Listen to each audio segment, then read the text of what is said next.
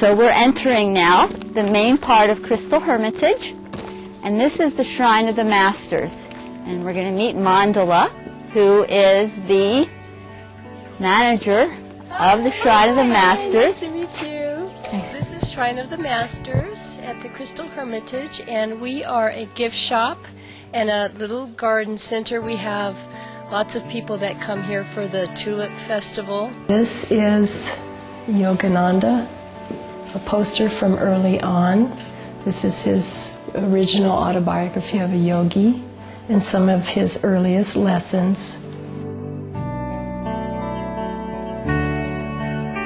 Welcome, blessed viewers, to a journey through aesthetic realms. Today we're visiting Ananda Village near Nevada City in Northern California, USA, a place to help people experience the divine through meditation and spiritual living.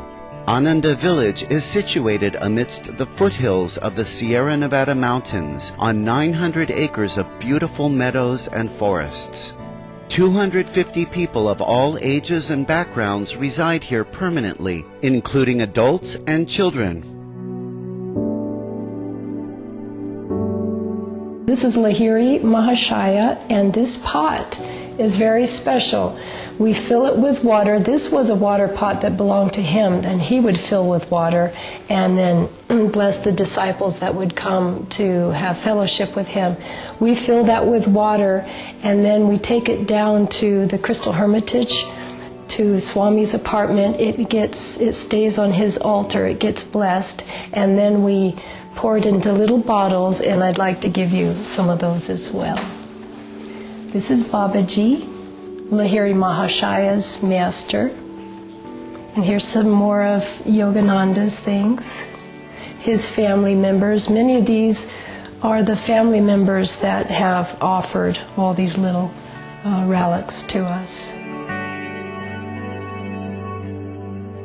Ananda Village is part of Ananda Sangha, a worldwide movement founded in 1968 by a direct disciple of Paramhansa Yogananda, Swami Kriyananda.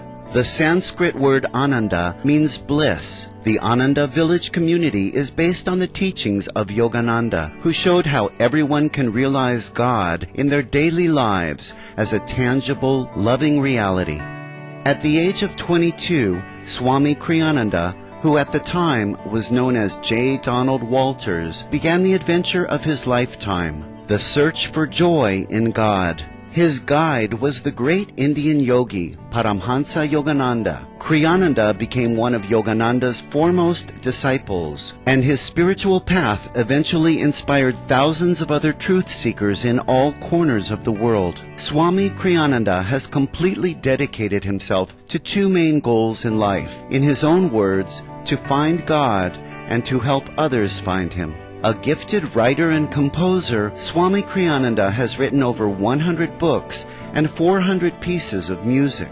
He speaks 9 languages, and his books and music have sold over 3 million copies and are published in 25 languages. From April to May 2011, Swami Kriyananda held a weekly lecture series at Ananda Village and read from his latest book to be published soon. This book consists of treasured reminiscences of his teacher, Paramhansa Yogananda. Heavenly Father, Divine Mother, Friend Beloved, Jesus Christ, Babaji Krishna, Hari Mahasaya,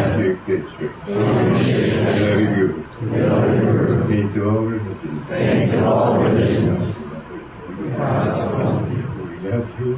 love you, we want to serve you, we want to be one with you,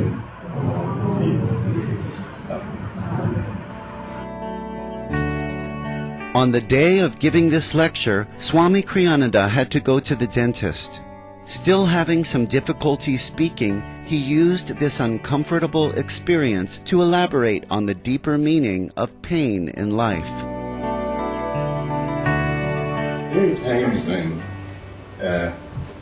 there's a certain sensation. Actually, I have learned that the important thing is not to define that sensation as pain. It's just a sensation. And if you find the thought coming this, well, it is pain, then accept the thought that, okay, but it doesn't matter if it's painful. In other words, don't reject the pain. One time the pain was rather intense. But I told myself, well, this is only right here and right now. Reality is much bigger than this little tooth of mine. So I lived in that reality and noticed that this reality here was bothering me a little bit, but it didn't matter that much. I found that with that attitude I can lie there while he's working and not even know what he's doing. I can work out points of philosophy that are a little difficult to figure out, or write music in my head. And really, it's a very important lesson in life, because all of us have experiences that are not easy. Some of us have what we choose to call tragic experiences.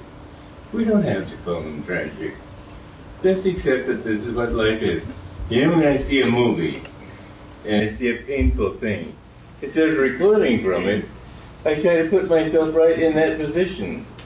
And I say, well, what attitude would I need to be able to bear that pain, or bear that tragedy, or bear that whatever it is? And I find that it's a very good practice for real life. Because in real life, you will have to go through your own particular pains, not necessarily that one, but some other. But if we can have the right attitude, we find that nothing needs to touch us.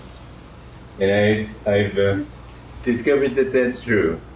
Just remain even-minded all the time. Even-minded and cheerful. This is what Master taught us.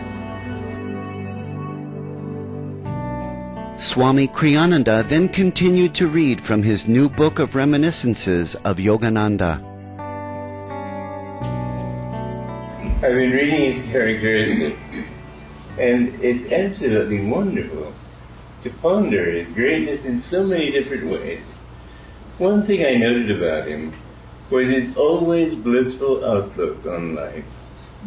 I would notice this fact not only in his calm inward expression, but also from the deep bliss I often felt in his presence.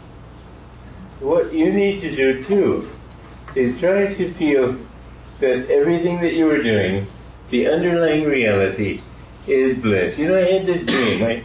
I've shared it with you before. It was in Florence. We'd been meeting with our distributors in Italy. I woke up with this wonderful inspiration. I had dreamed of thousands of people, and I knew that the one thing they all wanted was bliss. And there were mafiosi types, tough business types, all kinds of people. But all of them, they all wanted bliss. They just didn't know where it was. They didn't know how to find it. So the mafiosi types thought, well, we'll get it by punishing people, by riding hard on them, by taking from them, by killing them, by revenge. But all they really want is bliss. They just hadn't figured it out yet. And it takes many incarnations to figure out that that's really all life is about. We should learn to find how bliss can be discovered in every situation.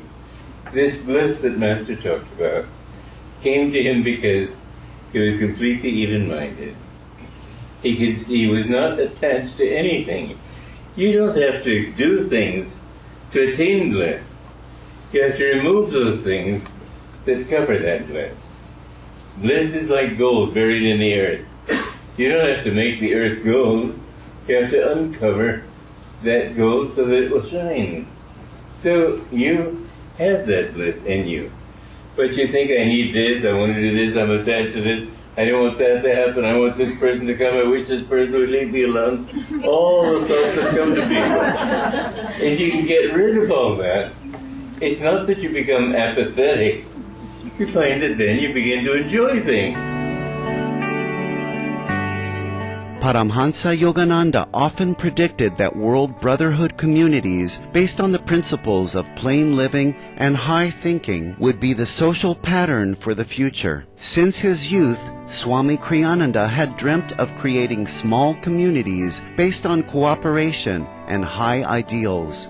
So when Swami Yogananda spoke about the importance of creating world brotherhood colonies, Swami Kriyananda immediately felt that it was his mission to help create such communities. To establish a spiritual community is not an easy task, and the noble intentions to do so are sometimes misunderstood by others. In his talk, Swami Kriyananda elaborated that true masters do not do anything, including coming into the world, for their own benefit, but only for the good of others.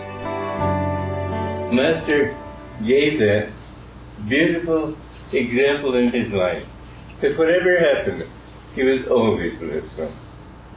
He was deeply loving to all and concerned for their well-being. This is something that people have to realize. A guru doesn't come into this world for his own good. He comes here because he has this deep feeling.